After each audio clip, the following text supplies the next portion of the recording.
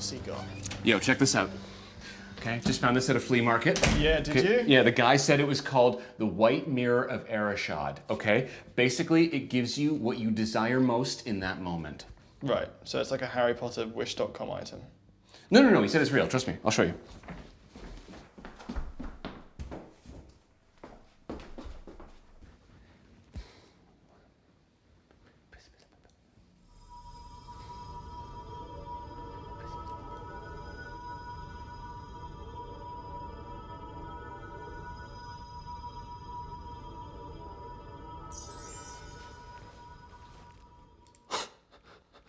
Alright, my turn. I told you. Alright. Uh-oh. James, why did you wish for ice cream? It's hot.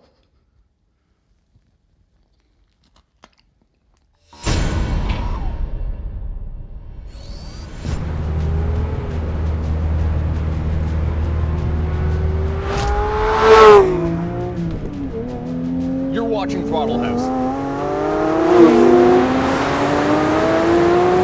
I'm Thomas.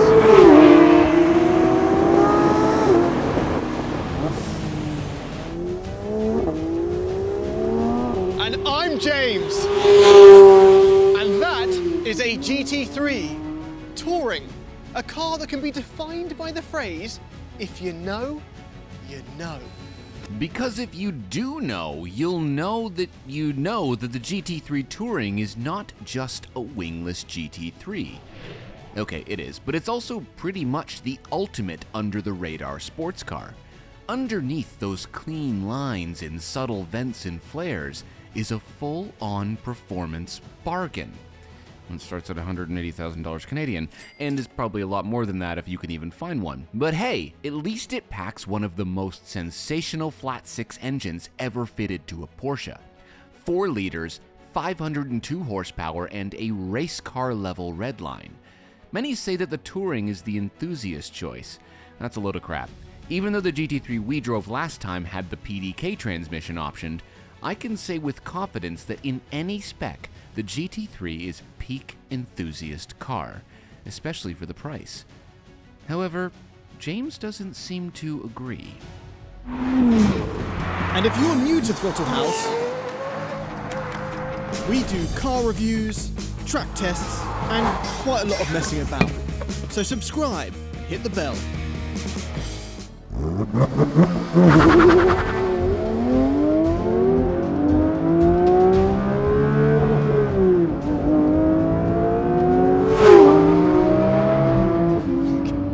We've driven the 992 GT3 on a track. Long story short, it's incredible. It's probably one of the most precise vehicles I think I've ever driven outside of a BAC mono. But right now, we're on a road, and I'm missing a wing. And in its place, I've gained a pedal. So, let's see what's up.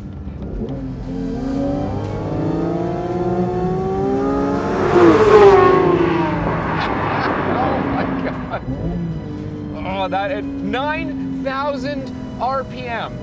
9,000 RPM. I didn't even reach it. The gears are so tall. 502 horsepower. The performance from this engine is mind-boggling.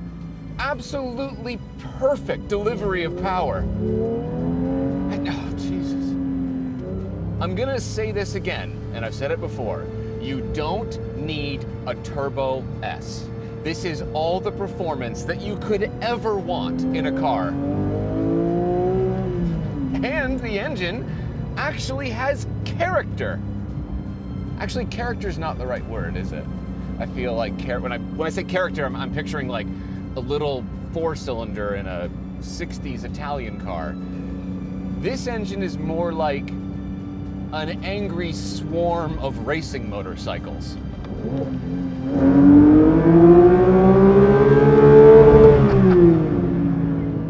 Oh. And now we have a manual transmission.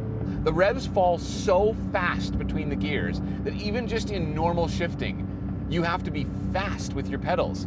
Third to fourth, clutch in, clutch out. If you don't do that, the revs will fall too far. It's crazy. And as long as you're on it, the downshifts are amazing. Wonderful throttle response, perfect pedal spacing. But what I have noticed is that even if you've got the auto rev match turned off, then it doesn't let you do any low speed revs. Like just going down into second right now, it won't rev. You have to like really stab the throttle. It's kind of weird.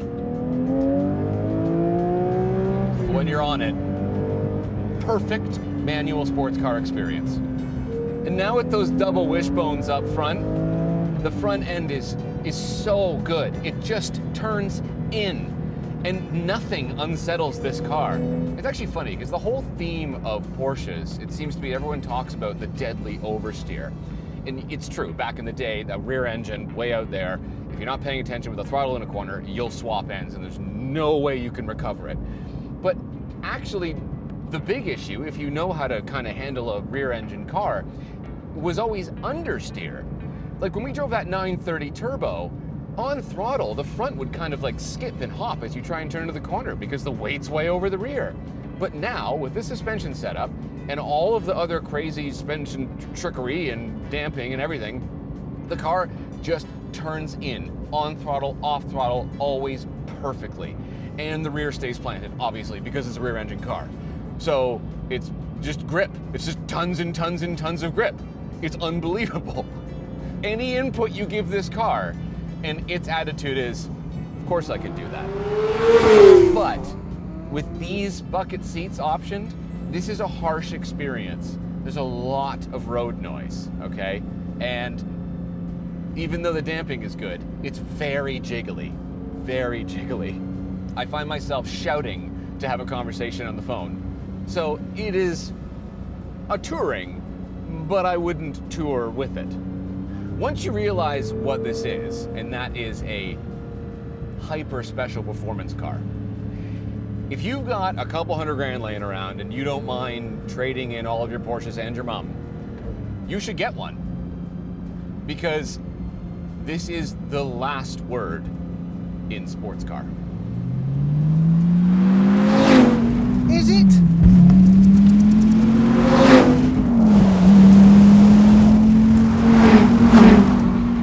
Because if you really want a sporty, special manual car, you could get this, the Dodge Viper. And okay, yeah, this isn't built as well as that 911. In fact, when it came out, one of the outlets found that their press car had a few issues, like the brake pedal kept jamming, and the hood vents were flying off on the highway, and the driver's seat wasn't properly screwed in, and the paint on the rocker panels was burning because of the side pipe exhausts, and it came on mismatched tires. But that sounds bad, but think about it now, because that Porsche will cost you 200 grand. For the same money, you could get a Chrysler. I see what's happened. Yeah, this is starting on a back foot here. As far as back feet go, though, this is a pretty good one, because being the GTS model, it shares its philosophy with the GT3 Touring. It has the V10 and the 640 horses of its more track-focused TA-trimmed sibling, but it comes in a more reserved-looking package for a Viper. Although the owner of this one has added an aftermarket TA-style spoiler. And like the GT3 Thomas is in, this is one of the last remaining naturally aspirated, high-horsepower manual sports cars of the last decade, and it's quickly becoming a hero car. And yes, as a result, it's not cheap. On the search for a special car, oftentimes we like to be a bit punished, you know, not completely dominatrix style, but you want to get in a car and you don't want it to feel like a commuter. And you get into a Viper,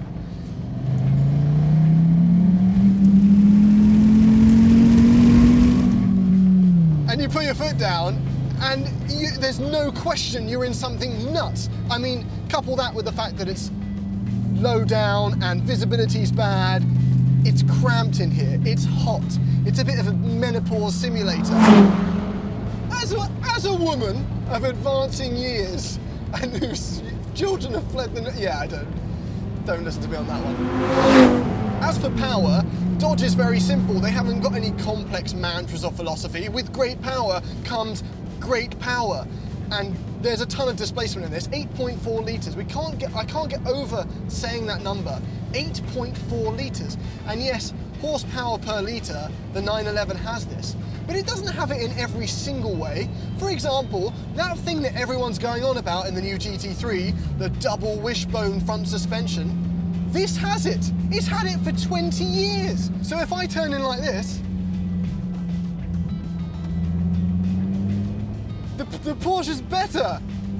I guess there's more to it than just having the name double wishbone front suspension. It is still good though. Don't forget, the winged version of this, the ACR, rivals the GT3 on our test track. The performance is there. I mean, this still does a 3.5 second 0 to 60 time. And it is not completely without its tricks and technology, because even though this does seem like a completely raw, offensive supercar, it has dual mode Bilstein dampers in the GTS. So I can turn this into race if I want to make it a full track car,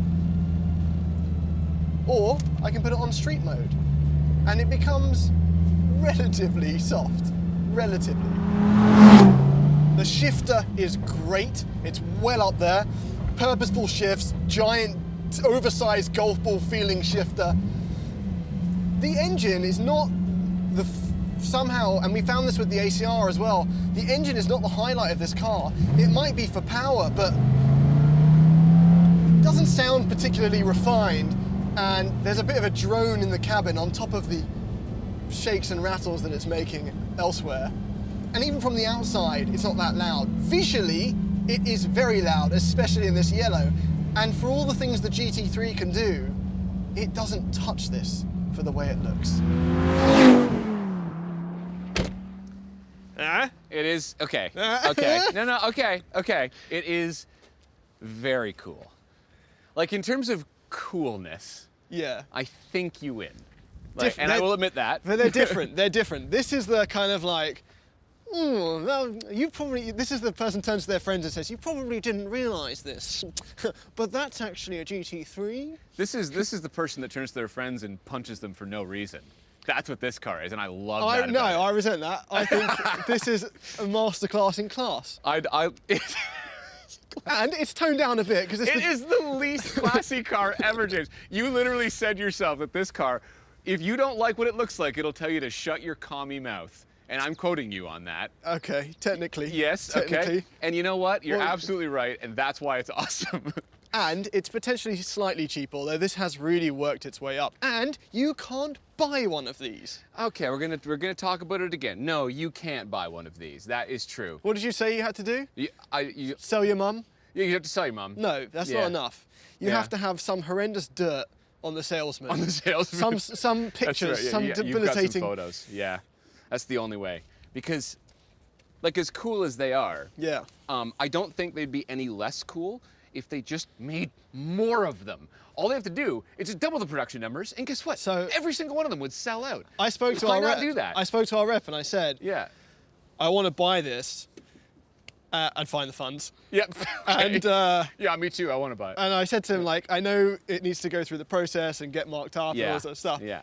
But this story of this car ends with me because I'm either going to buy it or put it into a wall. He was like, what? And I was like, yeah. It's fine. I'm not joking. It's fine. Listen, they're both sensational cars, and they couldn't be more different yet the same. Do you know what I mean? Well, they're almost supercars. That's kind of their... Yeah, they're almost And that's always a supercars. fascinating... I mean, some people might say they're supercars, because if you say that they're top of the sports cars, that's quite a long list, because the sports car, as everyone agrees, starts at Miata. I don't know about And that then- because, like, this car to me feels, whenever I drive a really good 911, I don't feel like it is a supercar.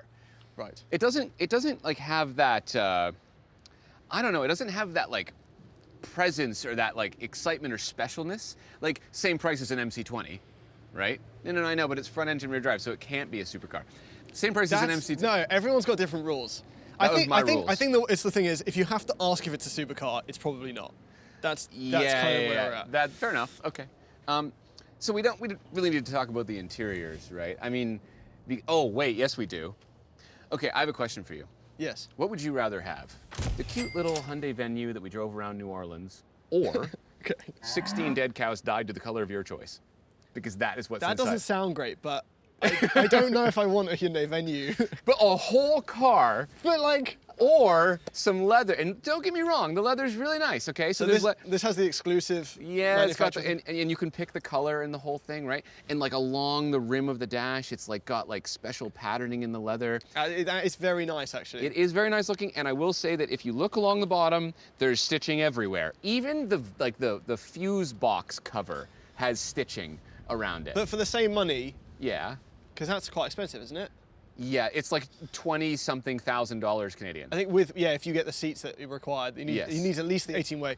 So I think I'd sooner, if I could, just go for the normal leather option, extended leather, and Yeah. then do a paint to sample color and customize the outside. Customize the outside. I don't know, no, it looks really good actually. I'm Look at looking these at the wheels. stitching. This is good, but look at the wheels. Like if I had to pick. Oh, this is my spec. This is your spec. Gentian blue. Yeah, isn't it Gentian. gentian? Blue? Gentian. James, come on, Gentian. seriously. Isn't You've there been a driving a game Viper called- for too long. You can't read anymore.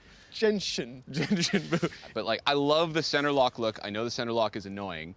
That's what I've been told by Porsche people. I don't know how true that actually is, but I love these wheels. I love the dish in the rear wheel. Well, as the Touring, we've got the body colored bit here. Yeah. That's gone body colored. Yeah. And then no wing, obviously. He still has the vents, GT3. These There are is the a wing. wings. There is a wing that comes up at speed and goes down. Right. And you can elect to leave it up in a parking lot and look like a total douchebag. This doesn't have a wing. No, but it does. Well, it does. It has a lip, and you can't No, see. these are the Did you notice special- how there's no rearward visibility with the wing? Yes, but Yeah. these are the special no-wing cars. It took them long enough. Yeah. Let's take, cars don't need wings. They're not airplanes. Imagine if airplanes had wheels.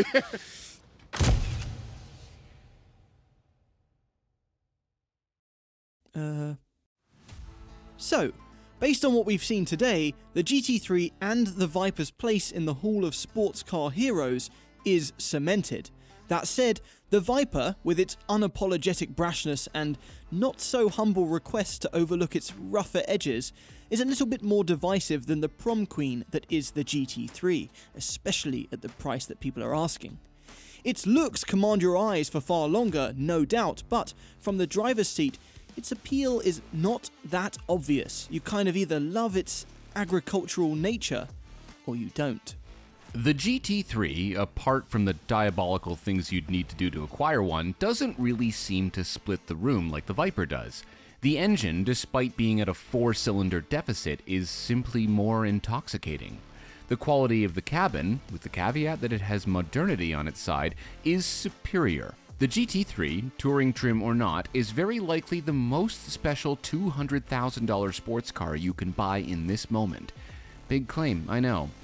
But if you guys insist, then fine, we'll test a bunch more really epic sports cars for you to prove it. But I can't see us budging unless something truly magnificent comes along.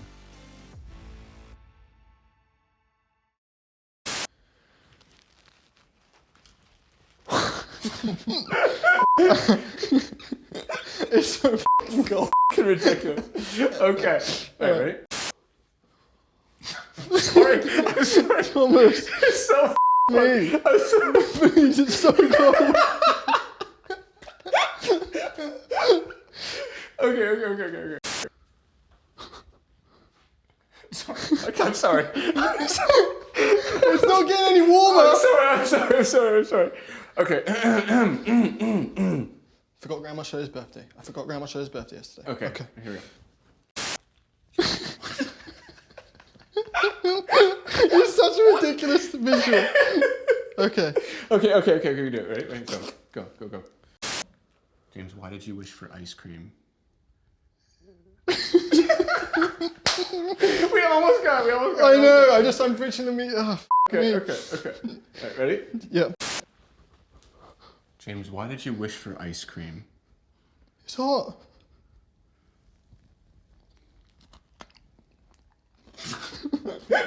Is that it? I don't know. Wait a minute. Oh, it's fucking cold, man.